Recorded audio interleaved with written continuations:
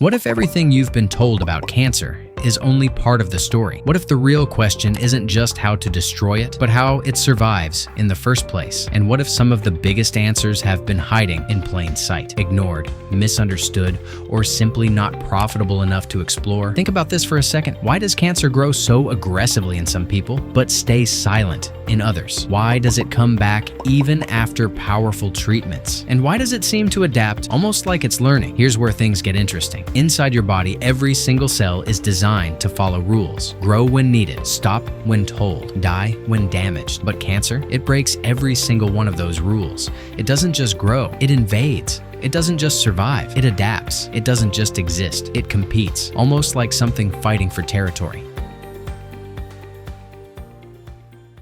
Now imagine this. Your body runs on energy. Every heartbeat, every breath, every thought depends on it. Healthy cells use a highly efficient system to produce that energy. Clean, controlled, and powerful. But when cells get stressed, from toxins, poor lifestyle, chronic inflammation, or damage, something shifts. They flip into a backup survival mode. This mode is ancient, primitive, fast, but messy. It produces far less energy, but allows rapid growth. And here's the shocking part. That same survival pattern exists across some of the oldest life forms on Earth, not just in damaged human cells, but in organisms that have been surviving for billions of years. So now ask yourself, is cancer just a random disease, or is it tapping into an ancient survival program? Because once that switch flips, everything changes. The environment around those cells becomes toxic, acidic, inflamed. Healthy cells struggle there, but these aggressive cells, they thrive. That's why you often see cancer showing up in areas already weakened, lungs affected by smoking, tissues under constant stress, or systems overloaded for years. And this is where it gets even more intense. Cancer doesn't rely on just one fuel. If you cut off one source, it looks for another. Sugar,